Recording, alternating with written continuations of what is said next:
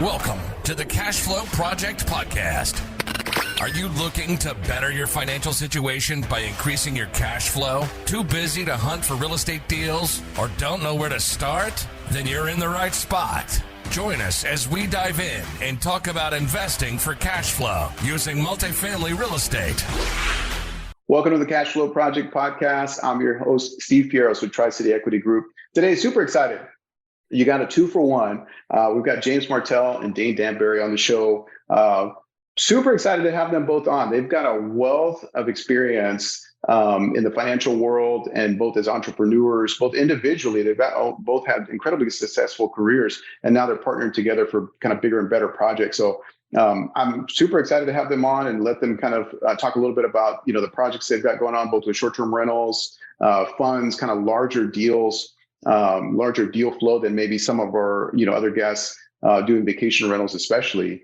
So guys, welcome to the show. Excited to have you on today. Thanks for having us. Thanks a lot. Glad to be here. Yeah. So I wanted to dive a little bit into kind of before we get to kind of some of the current stuff that you guys got going on. Because you have got some big, $25 million fund. Sometimes when people hear that, a lot of our listeners, they're familiar with syndications and all that kind of stuff. So that's not scary numbers for them, but people more on the vacation rental side, traditional Airbnbs, they're not necessarily used to working kind of in that space. And so that can be a little bit of intimidating, I think. So, but before we kind of get to, what brought you to that point, give us a little bit about your history, your background, both individually, and how you guys got to working, at the level that you're currently on, because you're both young guys. So to be working on projects like that, super exciting, and I love to see it. But give us a little bit about your kind of your history and how you guys got started into business and real estate. Yeah, sure. I'll start it off. I went to school, got my master's degree in business administration. I worked right out of school with Miller Coors. I loved the job. I was in national accounts. I got promoted to national accounts pretty quick. I loved it. It was exciting. It was fun. I did really well at it. But the nepotism and the corporate politics ended up getting to me. Mm-hmm. I ended up leaving after 6 years and starting my own bar in downtown Denver, which was a really successful bar. We were the best new bar in Denver in 2009 in the Westward magazine. It was a really fun ride. I did that for about 5 years and got out, sold it. I was just tired of the super late nights. That whole time I was investing in real estate at the same time, renting a few rental properties. I house hacked my house so I didn't have to pay my own mortgage. Just that's what really got me in love with real estate. And I wanted to continue to scale that. So I started a small construction company in excavation and landscaping. I flipped 4 or 5 properties last year, turning them into triplexes close to colleges, rented them out, was going to do the buy and hold, but I decided to just cash out and continue to move along with that. Then I got into the short-term rental market, and I met James, and he was really into the short-term rental market as well. And we just really collaborated well, and I loved working with them. So we kind of teamed up, and we're going from there. And I'll let James go from there as far as we're Sure. Went to college here in Colorado, in Boulder, and worked in financial services and banking for Morgan Stanley and JP Morgan right out of school for about 7 years. Had my Series 7, sold all kinds of securities and mutual funds and that kind of stuff. And I would just constantly meet with entrepreneurs every day that have their own business and hear about how they got started and all of their stories, and just really inspired me to get out of kind of the corporate banking financial sector and jump into my own thing. I'm originally from the UK, and I tend to go back and visit family every summer or a couple times a year, and happened to be in the south of France. And I met this guy on the back of his boat in the south of France and asked him what he was doing for a living. And he was selling health and beauty products from his laptop, doing kind of direct marketing for them. And I was like, how do I do that? so I kind of learned all about his business, and I started a business model where we manufactured and did sort of our own brand of products in health and beauty. We published a direct mail catalog, or sort of advertorial style magazine that we direct mailed about 500,000 catalogs out a month, and had a big call center. ran that for a few years, and then I discovered affiliate marketing. I read the 4-Hour Work Week, and went to Affiliate Summit in Las Vegas, and just learned all about how there's all these marketers all around the world that'll drive traffic to your website for a commission.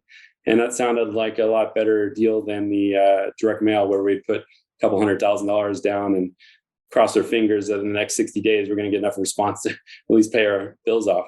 Kill a bunch of trees. And that sort of just evolved. It grew and grew, and along the lines learned all about manufacturing, and then I got into to doing it for other people. Helping them with doing private label products and manufacturing. Health and beauty products is, I tried a whole bunch of different products online, and health and beauty products is a nice vertical or product set because you can manufacture it in the United States and has a high enough margin where you can spend a lot of money on marketing and still, have a little bit of, skin on the bone left, or meat on the bone. So we turned that into a service at the fulfillment center, and grew our fulfillment center, where we basically did white label products for marketers and drop ship those out on a just-in-time inventory basis. That company grew very rapidly over a 4-year period, and we ended up selling it to a private equity company a few years back. While I was doing all that, I had a couple Airbnbs, and after I found myself kind of wondering, what am I going to do next, and wanting to try something new, I thought I would try to scale up the Airbnb business. So spent the last few years really, investing the money I made from the sale of the company in short-term rentals, and learned a lot, and really have sort of honed in, or decided to target the multifamily sector.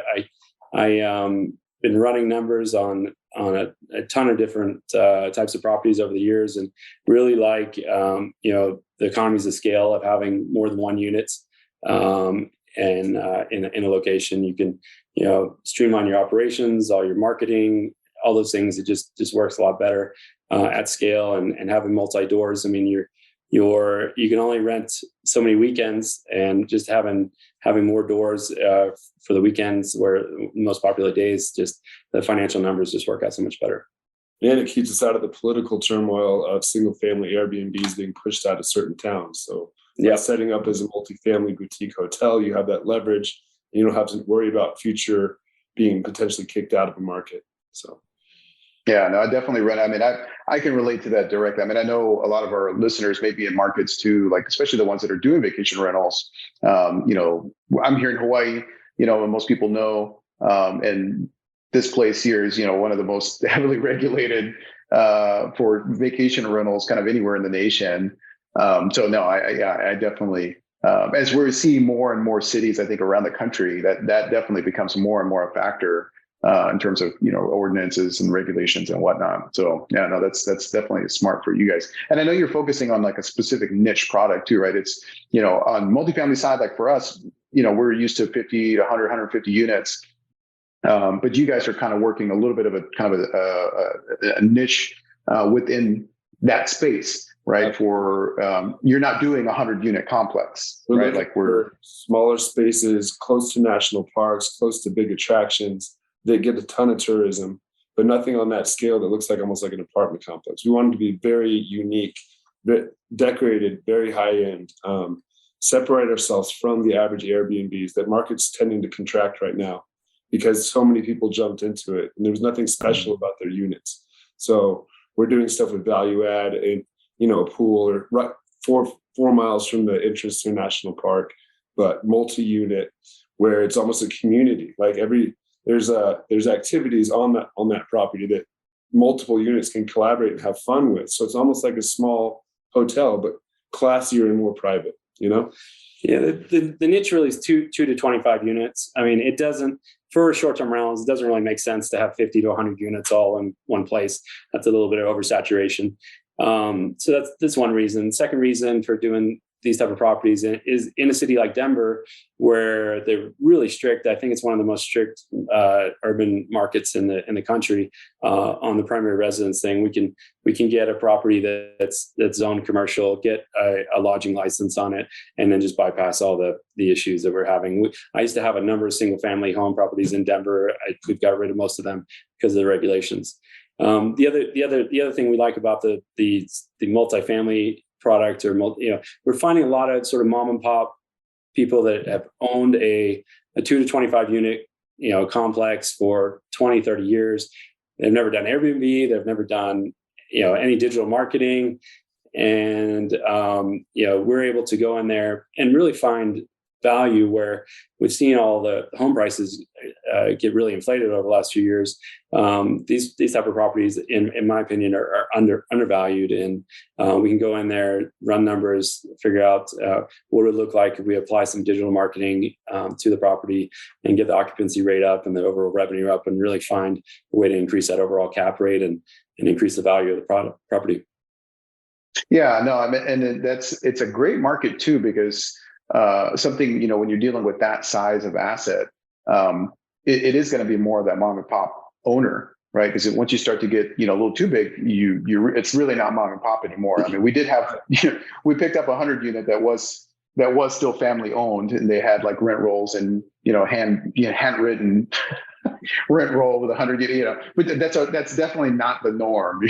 So yeah, but but the nice thing is we found that kind of that smaller product, it's too small for necessarily let's say institutional capital to want to go after. So you don't really have that competition, from that side. And a lot of people, what I've kind of experienced over the years is a lot of people there's a mental barrier from going from residential to commercial, right? Like you guys were, okay, hey, I'm already used to working kind of in the financial services realm, kind of working with kind of these bigger, corporations, working with kind of bigger numbers. I think for a lot of people, they can't bridge that gap mentally.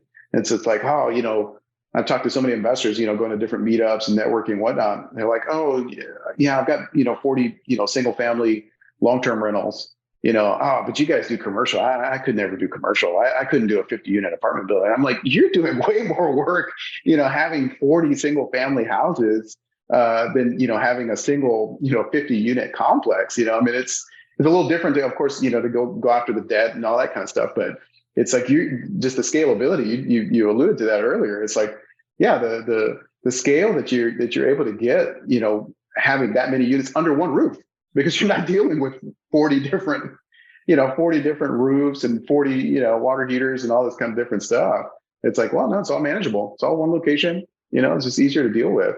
But a lot of people don't make that jump, right? And so we found a good little niche. We're not going after the big apartment complexes in Dallas. We found great little spots right outside of national parks that people are kind of overlooking, that we can do value add and make them cooler, make them automated, bring them into the 21st century, but still maximize the profits with them for our investors. So no, that's perfect too, because that's having something that is that size lets you guys be a little bit more creative. I think you probably have more flexibility in being able to work with a project like that. Value adds and potentially even owner carry properties, so. No, I love that too. Like, just as you guys are both kind of sharing your background and your story, you both had, cranking, careers going, but you didn't overlook the fact that, hey, you know what, I should diversify here. I should get some real estate going. I should get some investments going. And that spurred and created. And now this has become our career, and we're super excited about it. We've kind of stretched out our portfolios to where we want to be. So we open this out to friends and family, and eventually expand out to people that want to get involved in stuff like this.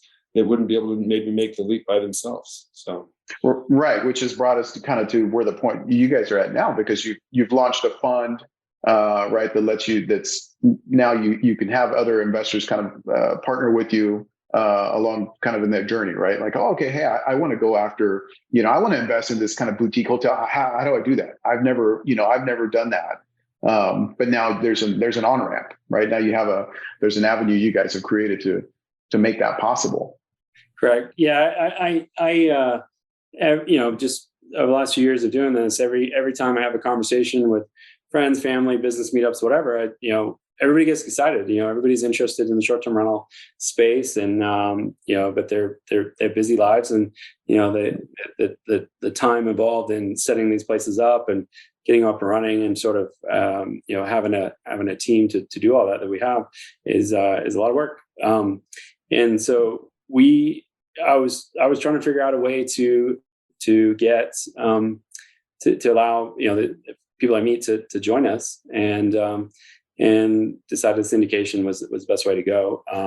So our syndication, we let our people invest with as little as $25,000 up to several million. We're targeting properties with generally a price point of $2 to $5 million. We use a little bit of leverage, so we're leveraging it. Usually 67% of the property value. Sometimes we do owner carry or seller carry. Sometimes we're using bank lending for that.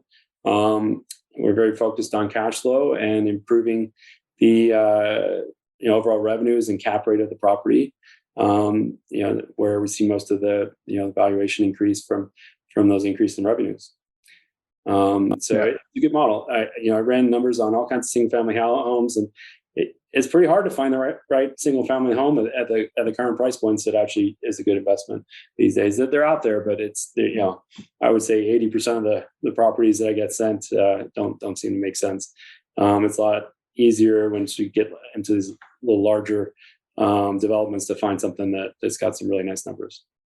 Yeah, that was actually going to be another question that I had for you guys. It's like, well, what do you see as a challenge right now, like in our current kind of state of the market? We've had this big transition, last year, the last several quarters now, obviously with the Fed, raising rates and, this big market pullback, everybody's risk off. What do you see like kind of as the biggest challenge for, investors that are, trying to get into the market now? I see this as actually an opportunity. Traditionally, when there's big recessions hitting, people pull back and they go towards real estate, but mostly multifamily too. But being able to actually deploy it into a fund where it's actually a collaboration of a lot of like-minded investors, we have leverage there to buy those kind of properties that are on the outskirts. And especially on situations like this, people love to travel. It's not people, national parks and tourist destinations that we're focusing on work. And then when we pull our resources with like-minded investors and we automate the systems and market it properly, eventually our booking website is going to be large enough to where we, can have direct bookings, which even makes us more profit. You don't have to share your Airbnb and VRBO revenues with. So it's a really good time to enter the market right now, especially because we have buying leverage too. There's not that many people are making moves right now. One thing with the fund is you're getting diversification. So we're focused on Sunbelt states as well as Colorado, where our home base is. Population is moving to all these states still. There's growth there. You're going to see real estate appreciation over the next few years there. So that's number one. Opportunity, just like Dane was saying, there's a lot of people that are running scared right now. They're willing to dumb stuff, kind of, undervalue, in my opinion. I don't feel like we're really seeing, all of the fear and things that are pushed on the mainstream news come to fruition. In the real estate market, there's still a shortage of homes, across the country, and particularly in the areas that we're focused on. We're still seeing plenty of demand for stays, and we think that our strategy of there's still a large portion of the population heading into retirement, looking to sell their property and liquidate, and we're able to pick up some deals right now. So that's the strategy with the fund is to work with our investors and our partners to pick up the right properties and just continue, as long as they're cash flowing and making some good money over the years. The appreciation is going to be there. And people that are selling off their assets right now, they don't really know what to do with it. They have a 1031. They have a limited time to put it somewhere. They can put it right in this fund and we deploy it strategically for them. So, yeah, that's the one thing I've seen. Like, having been through a couple of market cycles now, it's like, oh my goodness, there's opportunity. Like, no matter what's happening in the market, you just have to have the eyes to see it. So when everybody's kind of running for the door, it's like, okay, well, man, now you just eliminated so much competition. You just have to be able to take it, just to really take advantage of, okay, what's the current situation? How can I, maximize my strategy to be able to go after these opportunities, and really just having the eyes to see it. Right. Yeah. And then, you mentioned it too, James, like, you hear the media, it's all doom and gloom, and, it's real estate is just blanket statement. Oh, the sky's falling. And it's like, well, real estate is hyper local, for one. look at the demographics, like look at, migration patterns, follow the money, it's like, well, where are the jobs going? Where's the migration happening? Because there's still plenty of areas where, just like you mentioned, like there's still a shortage of housing, like there's still a heavy demand coming from, all of the people moving to specific areas. And we invest in the same areas that you guys are looking to, right? The Sun Belt, because people are moving there, especially as, people age now. Okay. Hey, I want to get out of these cold weather states. They want to move down to, nice warm weather. Where do I have tax advantages? All that kind of stuff. So a lot of that, has people kind of shifting downward. But, again, if all you do is listen to, mainstream and, oh yeah, no, it's a horrible time to invest. Oh yeah, interest rates are through the roof. It's like, well, you have to be able to navigate that. So, I love that you guys are providing a solution for that, through the fund, of course, but even just I think that's where your entrepreneurship comes in. It's like, no, in the business world, dude, you got to come up with solutions, like there's a problem, we solve it. And that's where the value. Very cool. Well, what's been some cool projects that you guys, and obviously you guys got a lot of stuff going on. What has been, kind of some of the coolest stuff that you guys have seen or been a part of, or you have that are maybe working on that you could share. Sure. Anything in particular? We one project we're working on right now is up in Grand Lake outside of Rocky Mountain National Park. We've got an 11-unit property up there right now that's been live for about 9 months or so. It's doing well, but we've also added recently a 19-unit property, and we're going to be going in, refurbing the whole thing, adding golf cart rentals, adding a little store, adding some hot tubs, and just kind of boat charters. It's a beautiful lake. Just really looking at 3, 4, 5 different types of revenue that we can generate from one property. So that one's exciting. We both love that area. That's my favorite area in Colorado. I've been going there since I moved here. And then we're excited about some of the prefab cabin projects we're looking at. We just spent some time out in Malibu with a friend of ours whose business has taken off. He's got all of these prefab homes, and because of all the fires in Malibu, they've had a big housing shortage there. So he's completely slammed with business in Malibu. We worked out a deal with him to help us with some of the RV parks and other sort of land that we've been looking at in national park type areas to come in and put a 10-plex together very quickly. We can go in there with our excavation construction company, get it all set up with power and utilities, and have this place up and running, within a few months, because they basically are just turnkey. They get delivered, and we're off to the races. And what's great about that too is we'd have multiple plots too, where people can bring in tiny homes, because there was a big movement in tiny homes for a while, and now there's a lot of people just sitting in their driveway not knowing what to do with it. So what we wanted to do with these RV remodels is to have a large section for people with tiny homes to be able to come out and do a profit share with us, potentially on site. So that way, while we're building out the other side, we're already cash flowing with these tiny homes, but then we can deploy them almost like a carnival, a mobile home carnival to the next area, So we're targeting certain areas where we can use those in the meantime and then move them to the next place. So it's a place for people with a bunch of tiny homes to be able to potentially make money with us on these projects as we roll them out, No, I love that. And I love, like I said, I love the creativity that comes, because that's not, like you go to kind of anybody who's used to doing kind of traditional real estate, right? Like, oh, okay, well, I'm going to buy one house and, I'm just going to put a tenant in there. And then that's the way that, real estate works. And it's like, well, yeah, but there's like 1,000,001 different ways that the real estate works.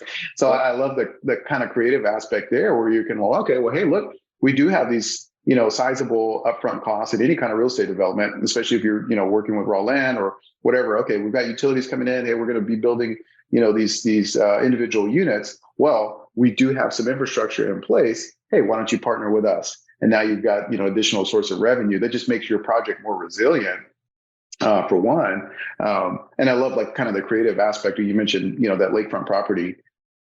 Okay, I want the boat rental. Yeah, that's amazing. Like beautiful lake there. We can work with the big storage areas, and there's multiple people in town that already have houseboats. We can organize it underneath our property managed group to make all those different revenue streams, because why not? It's there. There's, in the wintertime, it gets a little slower, but they had this big pond hockey tournament up there. It was packed. So for us to be able to do events up there and maybe do extension of premises and maybe a concert every once in a while, that adds excitement to it. And then the people that invest in our fund, they actually can come to these events too, and they can stay within their projects that they're actually getting money out of. So it's almost like a timeshare, but you own it, you're insured by it, and it's making you an income. So timeshare is a bad word. It's definitely not a timeshare, but it's an investment vehicle that you can use for a vacation if you want to, which is amazing. Right. No, and I think that's this point of differentiation, I think right now is huge, right? Like, we talked a little bit about that earlier where you can have oversaturation in a market, but if you're able to provide a product that stands out, you're able to provide a unique experience, right? Like, hey, yeah, you come and let's say for the guests, you can stay, you can go right out on the, the boat, or you can ski, or you can do whatever you need to. We can offer these things. These are the options that we can have, or that you guys provide, let's say, with some scale, right? You're not going to do this necessarily with a single family house. Could you, partner with a local? Yeah, sure. But if you've got 20 units already, hey, yeah, no, we're going to charter this boat. It's a part of our business operations. This is something that we can provide for you guys. And it's another revenue stream for the business, for the fund. But this is also, again, you're providing a unique experience. You're providing, a way for the guests to come out and an amazing stay. We enjoyed the water. We enjoyed, the national park. The place was great too. And it's like an all-in-one kind of package. And I feel like that point of differentiation really is what's going to that's what's going to help people kind of get through this period where, all right, there's a little lull in the market. But if you've got a unique product, that's what's going to stick. That's what works. So no, that's awesome. So yeah, no, I'm excited for you. That sounds awesome.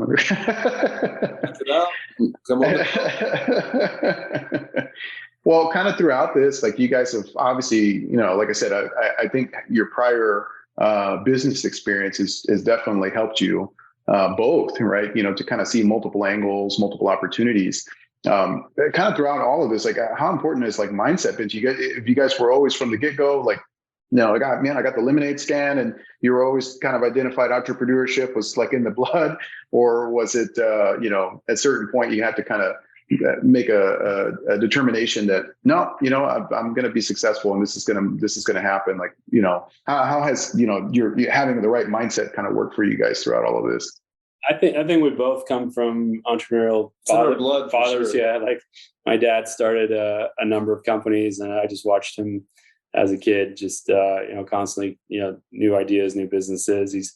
He took a couple companies public, and has had some pretty good wins. But I've also seen him have some failures too. So it's I learned from him, and all of I have two other brothers, and they're both entrepreneurs as well. So it's definitely in my family and in our blood. So I think Dane's been the same way with his dad. I was born in the Middle East in Saudi Arabia because my dad worked in oil over there. He helped form Oleon Financing Company, which is currently one of the largest financing companies in the world. But he helped form that. He retired very young. We moved to Spain, lived there for 7 years. But my dad always instilled work for yourself. You never get an allowance. I was out pushing my lawnmower. We had a big 4-acre backyard. I was doing that for him for free, but he gave me in touch with his friends. So I got a city contract. So 15 Great Danes Lawn Mowing Service was my first company. And I had 7 employees, and I had 4 riding mowers. And I was so excited by that. I was so proud of it too, to have a city contract at that age. It was just like, I'm never going back. And then when I went to college and I got my MBA, I tried corporate America for a while, but it was so restricting to me. I love the creativity and the ability to be able to collaborate with people. That's why James and I work so well together. I see his entrepreneurial spirit.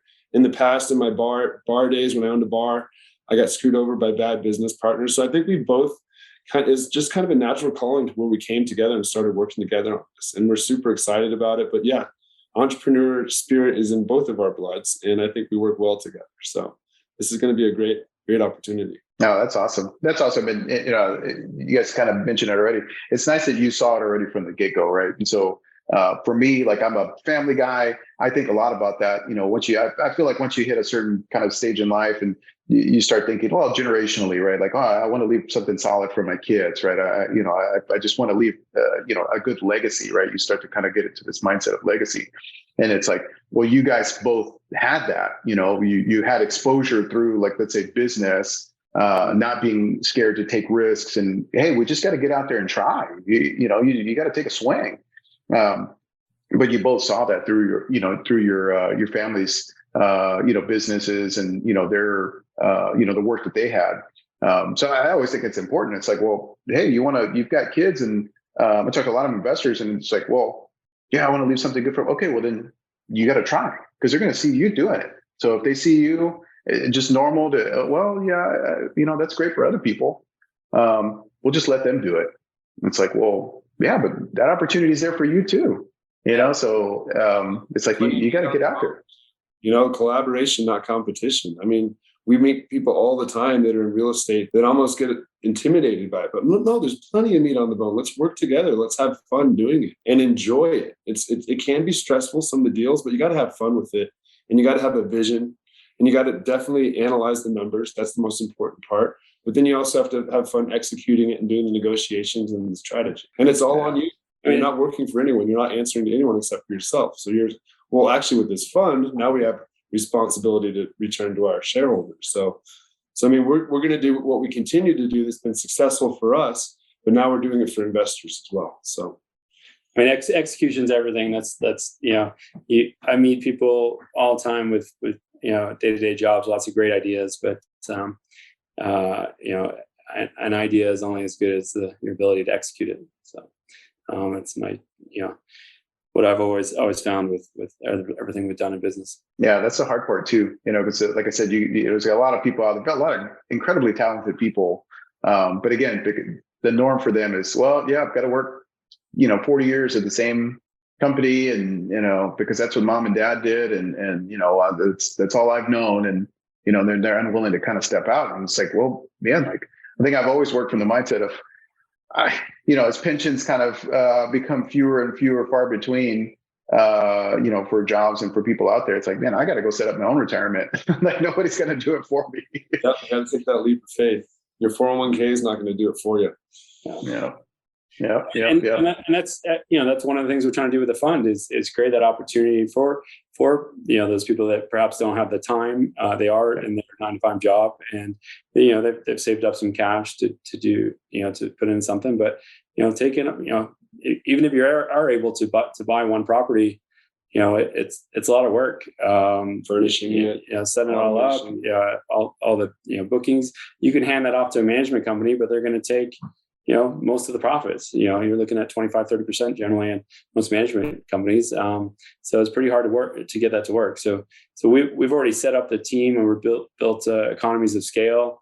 We keep our overheads real low as far as the management team and the marketing. We do it all in-house, and that just sort of adds to the bottom line and the returns that we're able to give to the investors and the rest of our group.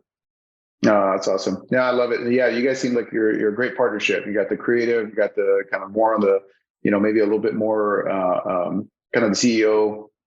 James, I feel like you're kind of the the operator, and yeah. I got the relationship management and sales down. He's got the digital marketing, able to manage that platform and pay-per-clicks and being able to create funnels that are effective. So we're going to do. I can see it. I can see it, and even just meeting you guys out at the conference, I could see it, and I was like, oh, okay, yeah, all right, it's good pairing. Well, right on. Dave will cool. Talk to anybody. He's a social butterfly, so everybody likes to hang out with him. I come in and fill in the details. So that's what you need, right? Complementary skills. So that's great. Well, right on, guys. Well, I'm at this point in the show, we kind of transition to what we call our fire round. It's a little bit more straightforward, just kind of answers. Is that something you guys are game for? Yeah, let's do it. Let's do it. All right, right on. All right. So, first question? And you guys can, whoever wants to go first. What is the best book that you recommend other than Rich Dad Poor Dad? It's funny, you said that. I mentioned to Dane that you might ask that question. He's like, Rich Dad Poor Dad. So that is a great book. I just gave it to my son to read, and he loved it. Awesome. He wanted to order a couple other books. They're real similar. So he's been jumping right into that. But I recently have been reading Don't Start a Side Hustle by Brian Page. And I like it a lot because it's really sort of, I've discovered the same message that he's got in some of the things that I've done. It's really about focus. I would say focus and not spreading yourself too thin. I get opportunities thrown at me every week, and it's really hard to get distracted, or easy to get distracted and to take on too many things and not have enough focus. And the book's really about, like, if you're gonna start a project or get involved in another company, try to think of it as a clear, definitive start and finish type of project that's going to give you passive income or cash flow, after you've spent the time on it. And so now every time I get presented with something, I'm looking at it. Can I spend the next 6 months building this, and is it going to generate me passive income for years to come after that? And that's really what the book's about. And I was coming to the same conclusions on my own with different ventures that I really need to focus on, not giving myself more jobs and day-to-day stuff, finding things that I can build and really focus on for a fixed period of time that are going to just kind of live on and create that legacy and create ongoing cash flow. That's hard to do as an entrepreneur, especially like a serial entrepreneur. It's like you got to bookend, the opportunities, because that's the thing, right? When we get rolling, it's like, oh man, like this looks great. This looks great. This looks great. As soon as you start getting traction and getting some momentum, but it's like, no. I got to put the blinders on a little bit, stay focused, because then you start getting squirreling out, it's like, so yeah, no, that's good. That's good. I hadn't heard of that one. No, that's good. Dane, how about you? Mine would be Jonathan Livingston Seagull. So I read that when I was like 12. It's like a 70-page book, but it's inspired me ever since to break mental barriers and to do more than what your mental capacity can. So it's a simple read about a seagull that would never fly past the water. And essentially this bird unlocked so much through his friends he met and through his father, who was his mentor. He was able to fly and be able to break way bigger barriers than he ever thought he was going to. And he actually flew up into the stratosphere, and he actually flew around in space. But it's a really short read. No, it's a great book. Read it, and I promise you'll like it. Yeah. James, why are you laughing, buddy? I hadn't heard of that one. You could read it in an hour. But I mean, honestly, it's a great book. Yeah. No, you learn something new about your partner. Who is it? Gosh, I was at a conference. Mikey and the Dragon. I think it's in that. It's like kind of, I don't know if you guys are familiar with that one, where it's very simple, very palatable, kind of consumable. That it's like, oh yeah, okay, I see the concept here, but it's broken down pretty simply. So yeah, hey, there's value there. It's not Thomas the Train. It's not that level. It's a little bit more. Right. Yeah, take it. I would recommend the read and take really quick. So yeah, very cool. No, I like it. All right, next question. What would you guys say? What's your individual superpower? I think just troubleshooting. I feel like I'm a problem solver. So I think that I tend to, usually I can figure out how to just get something fixed or come up with a solution for a problem. So I would say that's mine. Probably just people skills, being able to read people, being able to flow conversation, being able to walk into a room that might be intimidating and break the tension. Just being able to be able to present stuff in the right way to the right people at the right time. It takes a certain set of skills to be able to do that. A lot of people can't do it. I think I just have that good mix of professionalism and then also being genuine person, so it works well for me just to be honest up front and real with people, Very good. Yeah. I feel like that people element has kind of gotten lost, as we get more technologically advanced, right? And everybody's got their devices and we do more and more stuff online. It's like, at the end of the day, there's still incredible value in the face-to-face, right? And actually interacting with people. And I feel like the further down this path that we go, it's like the more valuable that becomes, right? So yeah, no, great. That is, yeah, very good. I'll start. All right. What's next question? What is the biggest lesson that you've learned over your career thus far? I guess a couple of things. Failure, failures are lessons. So, don't beat yourself up too much over a failure. Look at everything you learned from failures. And as an entrepreneur, I've had a couple of big hits, but I've had a number of failures, and it's, you just got to keep moving forward. The other thing I think is just do it, right? Just, you can plan and do forecasting and all kinds of, spend so much time trying to create the perfect business model. But it's never going to be exactly as you envisioned it. So just get in and start working, and you'll problem solve as you go and figure things out. And you learn a lot along the way. Yeah, I definitely like that. Yeah. Stay focused and keep your eye on the prize. Don't let certain things distract you. There's so many different things that go on in life, but then again, you also got to have a work-life balance to where you don't overwork yourself. You got to enjoy and love what you do. I think that's why I submerged myself in it, because I like it. And I want to show more people, what can be done through real estate and how investing in real estate works for you in the long run. It's your golden parachute. That is your 401k if you're smart about it. So being able to share that with people and being able to put that into a fund that has a niche that works well, that there's really nothing like it in the country. So I think, we found a perfect little blend that we can roll with that aligns with our values. So cool. Very cool. All right. Next question. For the busy working professional, they're trying to work towards financial freedom. What advice would you have for them? Kind of back to what I just said, really is take a chance, try something.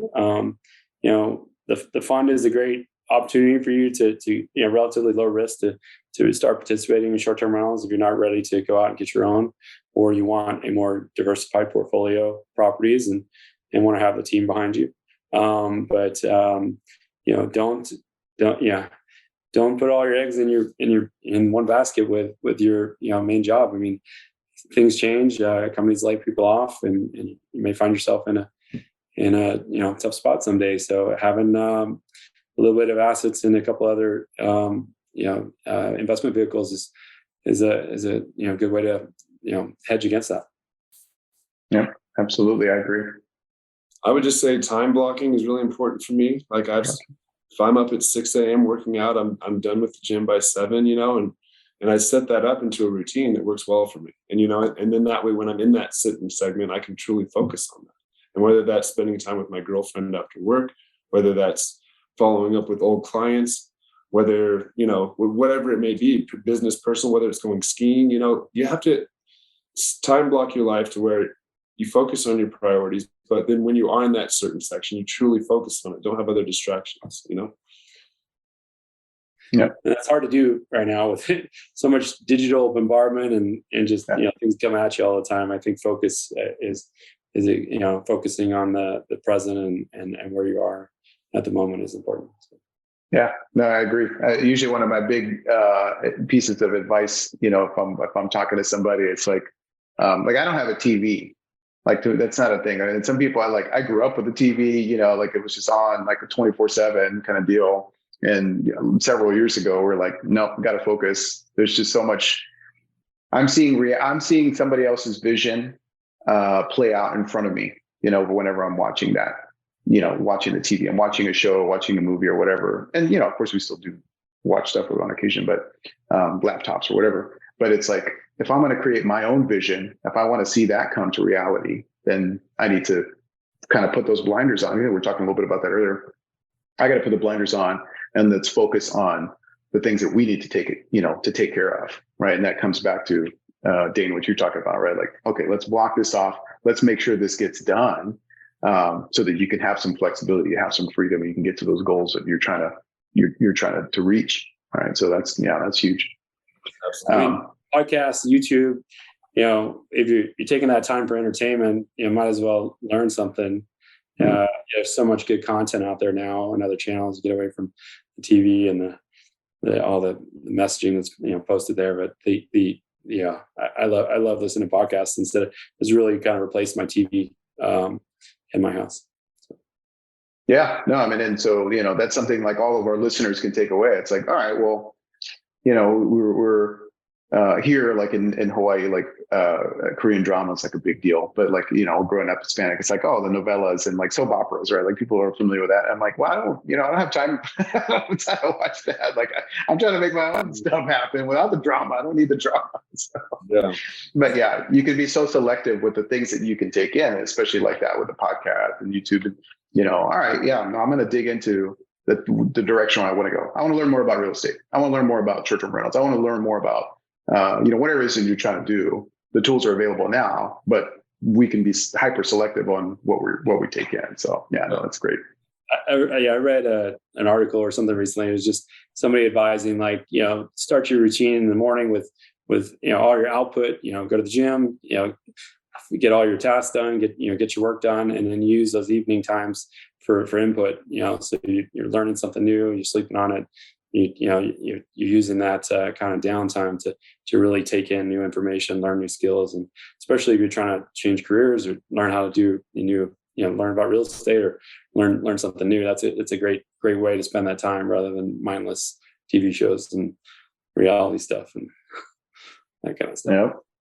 Yep. Come listen to us. You can listen to us talk about the real estate and short-term rentals and different asset classes. So yeah, absolutely. Well, guys, if our audience wants to reach out, they want to learn a little bit more about you guys, get in touch with you, find out a little bit more about what you guys go on. What are the best ways to reach you guys, or how can they get in touch with you? Sure. Our website's lifestyleassets.com.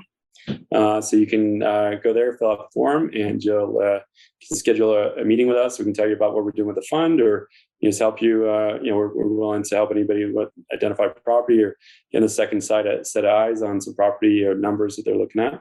My email is james@lifestyleassets.com. Dane is dane@lifestyleassets.com. Feel free to reach out. We love talking about real estate and business and entrepreneurial stuff. So love to hear from you. Awesome. Well, guys, thank you so much for coming on the show today. I really appreciate it. Really appreciate you sharing your experience and, obviously the opportunities that you guys have been working on and creating, allowing others to come on board. So yeah, thanks so much for coming on. I know, Dane, you got a game to get to. So Thanks, Steve. Yeah, right on. Right on, guys. Yeah, okay. Appreciate it. Y'all have a great one. All right. One love. We'll see you in Hawaii soon. Thanks, man. Aloha. Oh, so cool. Talking to James and Dane, talking about their experience both as entrepreneurs and now how they've been able to transition that into creating opportunities for other people through vacation rentals, unique experiences, investing in different places. They've launched their short-term rental fund. So great. Some great takeaways, in terms of their experience as people working in the business space. I got some great book recommendations. Don't Start a Side Hustle. I haven't heard that one before, but that's so counter to, I think, what our current people would recommend is, you got to get a side hustle. But yeah, I can already kind of get the gist of it. It's like, well, if that takes you away from getting really good at an individual skill or takes up more time, then you really just created another job for yourself. So Don't Start a Side Hustle. Fee Goal, I know Dane had that recommendation.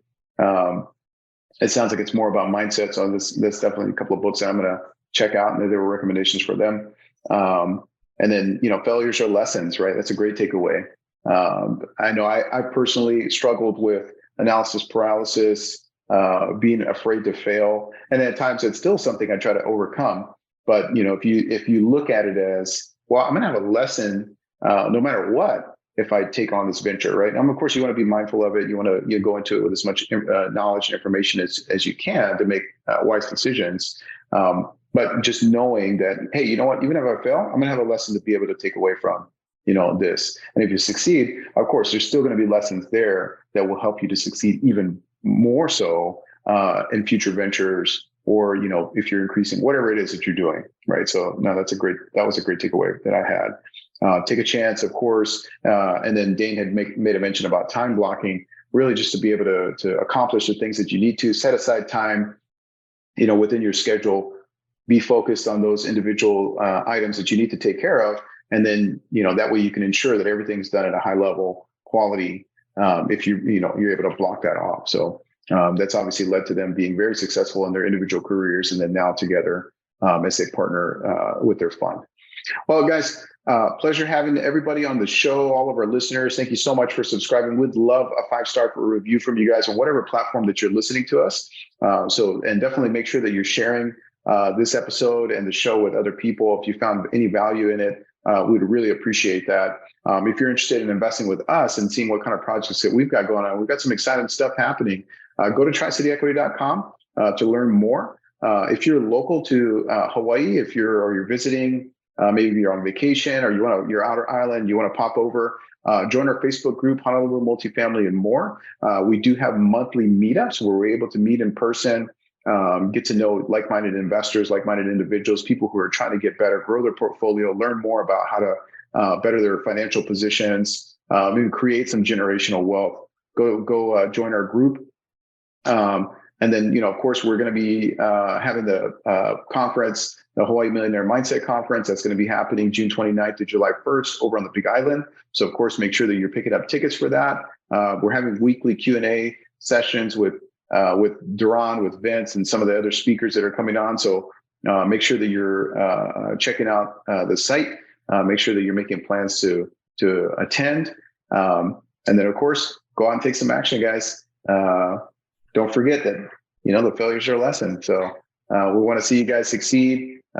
Thanks again for tuning in. We'll see you next time. Aloha.